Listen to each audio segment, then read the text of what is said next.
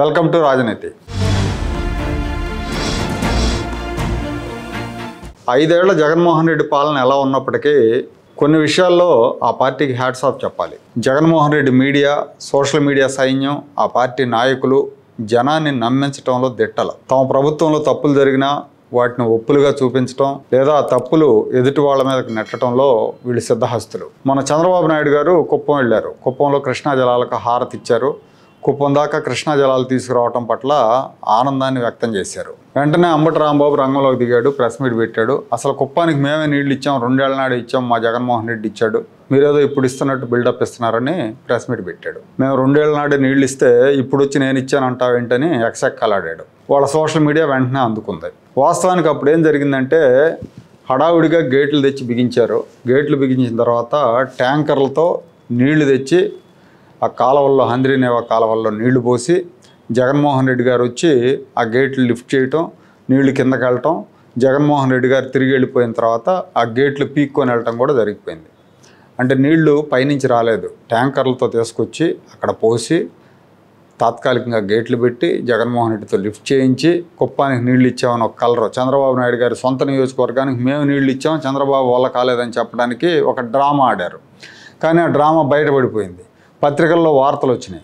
నిజంగా పత్రికల్లో ఆ వార్తలు చూడని వాళ్ళు, ఇతర జిల్లాలకు సంబంధించిన వాళ్ళు కనుక ఉంటే వాళ్ళు నమ్ముతారు కూడా. అంతగా ప్రచారం చేశారు మేము కుప్పానికి నీళ్ళు ఇచ్చామని. అలాగే వెలుగొండ ప్రాజెక్టు విషయంలో కూడా అదే చేశారు. వెలుగొండ ప్రాజెక్టు పనులు పూర్తి కాలేదు, డిస్ట్రిబ్యూటరీలు అవ్వలేదు, మెయిన్ కెనాల్ లైనింగ్ అవ్వలేదు, రిహాబిలిటేషన్ లేదు, పరిహారం ఇవ్వలేదు. ఇంకా 2400 కోట్లు పడుతుంది ప్రాజెక్ట్ కంప్లీట్ కావడానికి. 2 టన్నెల్స్లో ఒక టన్నెల్ అయిపోయింది, ఇంకో టన్నెల్ ఇంకా మిగిలి ఉంది వర్క్. కానీ జగన్మోహన్ రెడ్డి వెలుగొండ ప్రాజెక్టును కూడా ప్రారంభించారు. ప్రారంభించిన తర్వాత మేమే వెలుగొండను ప్రారంభించాం, మా నాన్న స్టార్ట్ చేశాడు, నేను కంప్లీట్ చేశానని చెప్పుకున్నాడు ఆయన. వాస్తవానికి చంద్రబాబు నాయుడు గారు దానికి శంకుస్థాపన చేసింది 1996లో. అయితే రాజశేఖర రెడ్డి గారు మళ్ళీ జగన్మోహన్ రెడ్డి లాగే రెండోసారి శంకుస్థాపన చేశాడు 2004లో. సో పూర్తి కాకుండానే ఓపెన్ చేసి మేము ఓపెన్ చేసామని చెప్పాడు. ఇప్పుడేమో వెలుగొండ ప్రాజెక్టు పూర్తి చేయాలి అని డిమాండ్ చేస్తారు వైసీపీ నాయకులు. మరి అదే జగన్మోహన్ రెడ్డి ఓపెన్ చేశాడు కదా, ఇంకా పూర్తి చేయాలనే డిమాండ్కి అర్థం ఎక్కడుంది? మరి జగన్మోహన్ రెడ్డి అప్పుడే ప్రారంభించాడు కదా, ఇంకా పూర్తి చేయమంటారేంటి, అప్పుడే అయిపోయి ఉండాలి కదా అని అడిగితే దానికి ఆన్సర్ ఉండదు, అడిగేవాళ్ళు కూడా ఉండరు.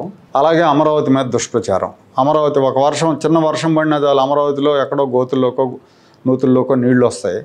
ఆ నీళ్ళని చాలా క్లోజప్లో తీసి దూరంగా బిల్డింగ్స్ కనపడేట్టు ఇక్కడంతా నీళ్లు ఉన్నట్టుగా ఫోటోలు తీసి సాక్షి పేపర్లో, సాక్షి మీడియాలో, సోషల్ మీడియాలో అమరావతి మునిగిపోయిందని, అమరావతిలో చేపలు పెంచాలని రకరకాలుగా దుష్ప్రచారం చేస్తూ ఉంటారు. ఇది కూడా తెలియని వాళ్ళని, బయట రాష్ట్రాల వాళ్ళని నమ్మించే ప్రయత్నం అన్నమాట ఇది. కొంతమంది నమ్ముతారు కూడా. ఋషికొండ విషయంలో అదే ప్రచారం. మేము 500 కోట్లు పెట్టి ఒక మహా ఇంద్రభవనాన్ని నిర్మించాం, అది మా జగన్ వల్లే సాధ్యమైంది, అది జగన్మోహన్ రెడ్డి కోసం కాదు, మేము టూరిజం కోసం నిర్మించాం, చంద్రబాబు నాయుడు దాన్ని పాడుపెట్టాడు, దాన్ని ఏం చేయాలో అర్థం కావట్లేదు విజనరీక్ అని ఆయన మీద దుష్ప్రచారం చేస్తున్నారు. వీళ్ళేదో ప్రజోపయోగార్థం దాన్ని నిర్మించినట్టుగా, చంద్రబాబు నాయుడు గారు పాడుపెట్టినట్టుగా ప్రచారం చేస్తున్నారు. మన పవన్ కళ్యాణ్ గారు ఆ ప్యాలెస్ చూడటానికి వెళ్ళారు. వెళ్ళినప్పుడు ఆ సీలింగ్ ఒకటి విరిగి పడింది, ఫాల్స్ సీలింగ్. అంటే నాణ్యత లేని పనుల కారణంగా అలా జరుగుతూ ఉంటుంది. కానీ వీళ్ళు మాత్రం పవన్ కళ్యాణ్ పర్యటన సందర్భంగా రంపంతో కోసి కింద పడేసి ఫాల్స్ సీలింగ్ పడిపోయిందని ఒక నాటకం ఆడారనే ప్రచారం మొదలుపెట్టారు. సాక్షి మీడియాలో, వైసీపీ సోషల్ మీడియాలో ఇదే ప్రచారం. అలాగే తల్లికి వందనం బ్రహ్మాండంగా నడుస్తుంది, ఎంతమంది పిల్లలు ఉంటే అంతమందికి ఇచ్చారు. గతంలో జగన్మోహన్ రెడ్డి ఇంట్లో 4 పిల్లలున్నా, 2 పిల్లలున్నా ఒకరికే ఇచ్చారు. కానీ ఇవాళ కూటమి ప్రభుత్వం ఎంతమంది పిల్లలు ఉంటే అంతమందికి ఇస్తుంటే ఎవరైనా అనర్హులుండి వాళ్ళకి రాకపోతే అలాంటి వాళ్ళతో మాట్లాడించి దానికి పబ్లిసిటీ ఇస్తారు. ఇప్పుడు మళ్ళీ తాజాగా ఈ మెగా డిఎస్సి మీద కూడా దుష్ప్రచారం మొదలుపెట్టారు.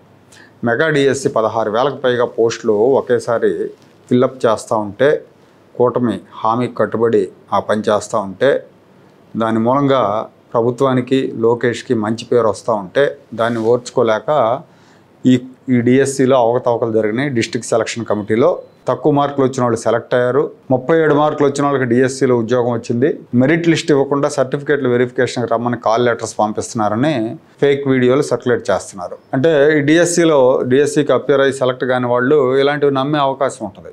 ఏదో జరిగింది, ఏదో మోసం జరుగుతుందని నమ్మే అవకాశం ఉంటుంది. వాళ్ళలో అనుమానాలు రేకెత్తించి ప్రభుత్వాన్ని అప్రతిష్ట పాలు చేసే ప్రయత్నం చేస్తున్నారు. అది జనం నమ్మే విధంగా అక్కడ వీళ్ళ సమర్థతను మెచ్చుకోవాలి. వీళ్ళకి మంచి చేయటం రాకపోయినా చెడు గురించి, ఆ చెడుకు చంద్రబాబు నాయుడు కారణం అన్నట్టుగా ప్రచారం చేసి జనాన్ని నమ్మించడంలో వీళ్ళకి ఎవరు సాటి లేరు.